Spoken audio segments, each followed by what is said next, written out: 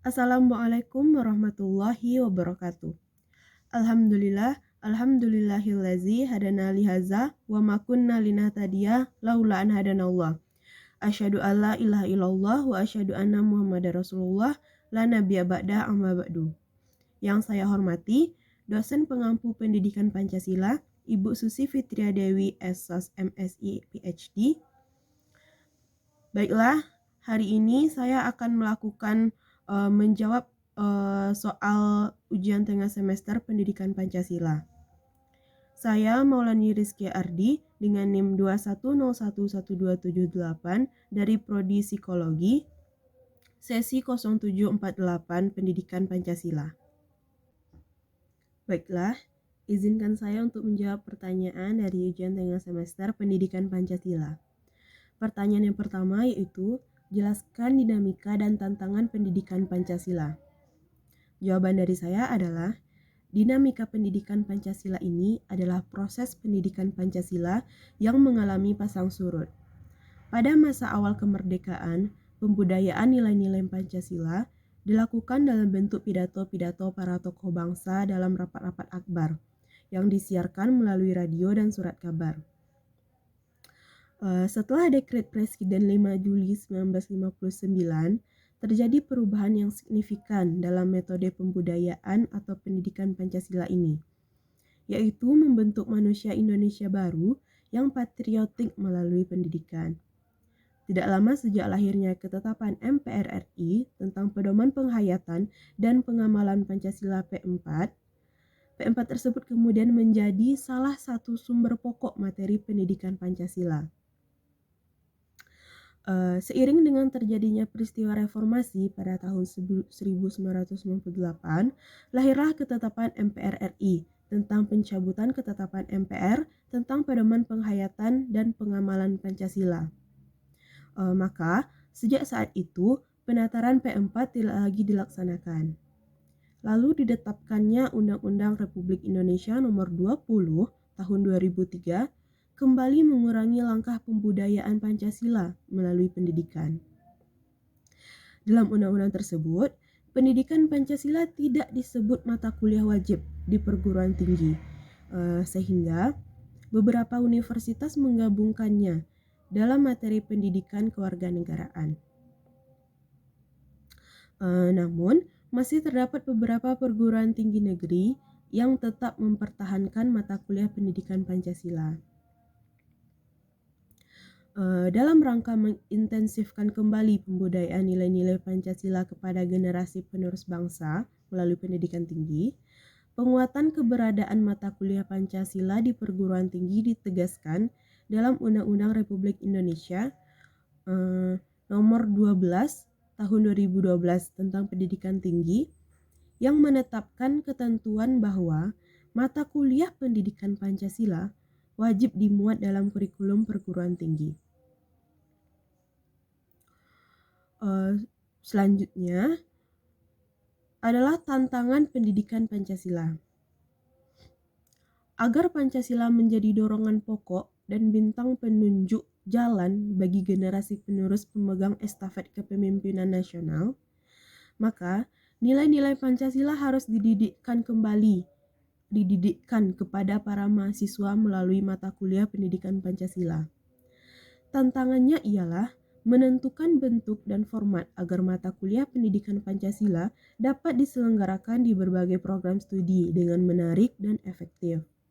Tantangan ini dapat berasal dari internal perguruan tinggi, misalnya ketersediaan sumber daya dan spesialisasi program studi yang makin tajam,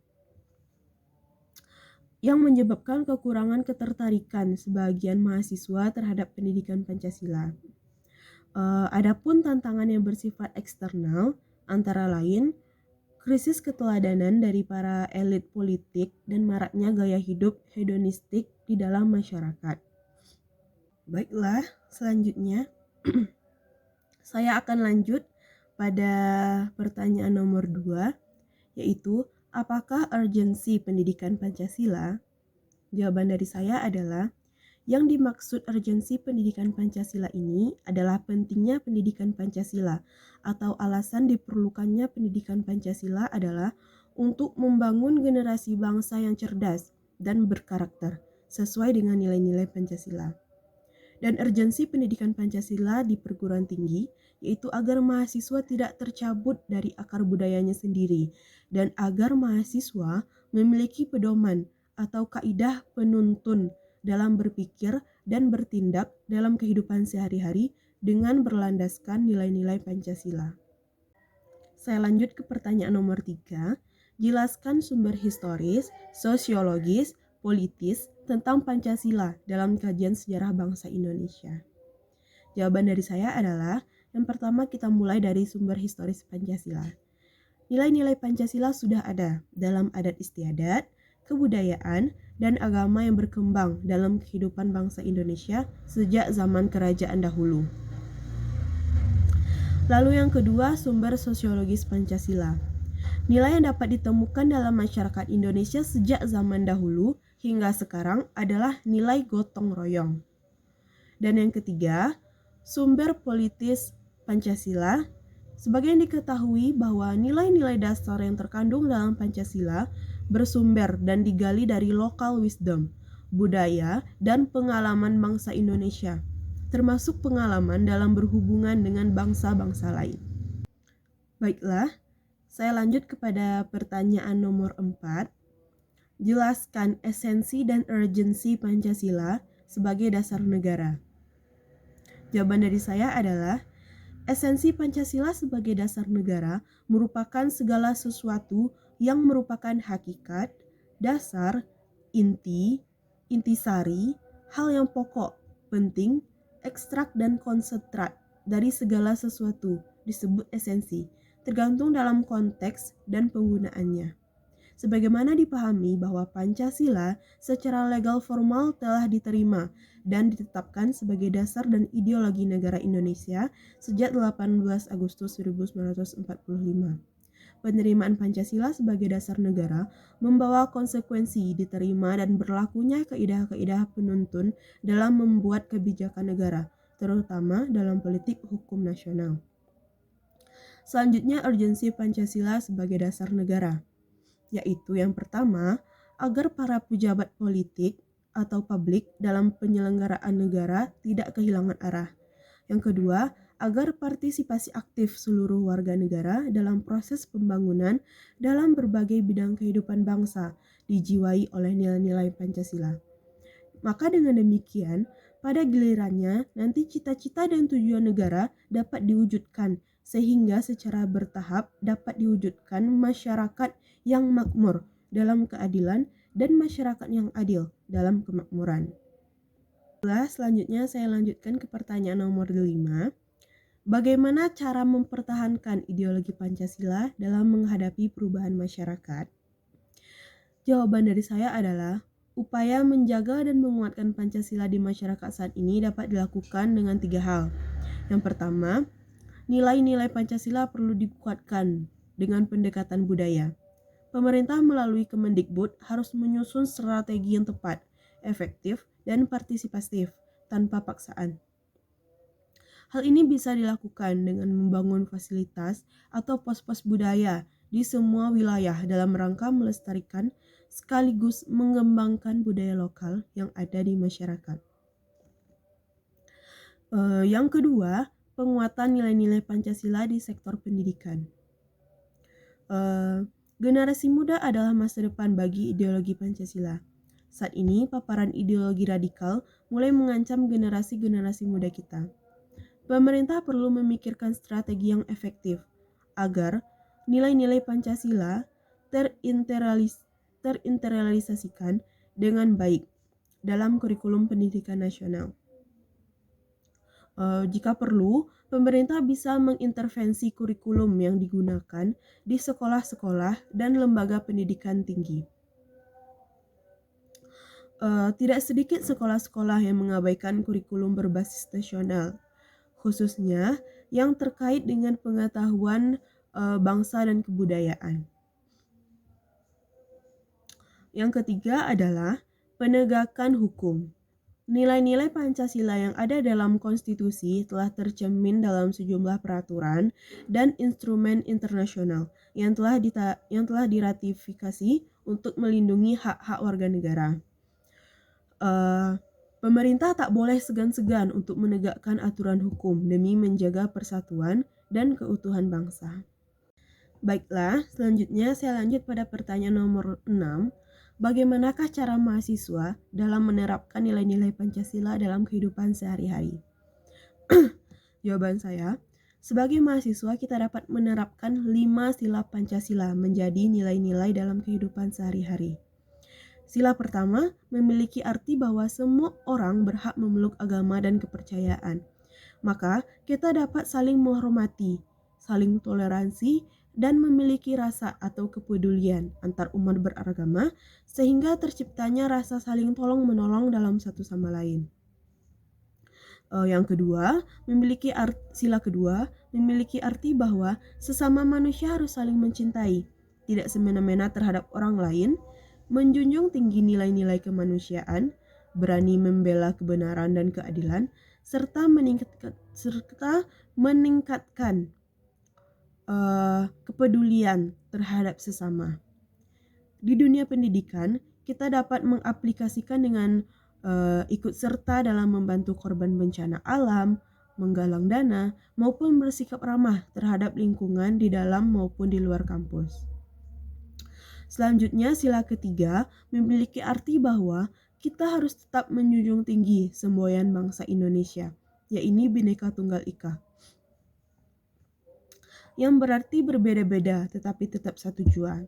Memberikan nilai-nilai pengaplikasian pada kita sebagai mahasiswa, yaitu harus tetap menghormati dan menghargai perbedaan, baik dari pemikiran, suku, dan ras, maupun pendapat atau sudut pandang. Lalu pada sila keempat, kita sebagai mahasiswa memiliki kebebasan dalam berpendapat. Selain itu, mahasiswa yang berintelektual tidak boleh memaksakan kehendak kepada orang lain. Selalu mengedepankan musyawarah, terutama saat berorganisasi dalam forum, serta menghargai hasil musyawarah. Dan yang terakhir, pada sila kelima, mengandung makna bahwa setiap manusia memiliki hak dalam keadilan, tidak bisa dipaksa ataupun memaksa kehendak kepada orang lain, serta menumbuhkan rasa kekeluargaan.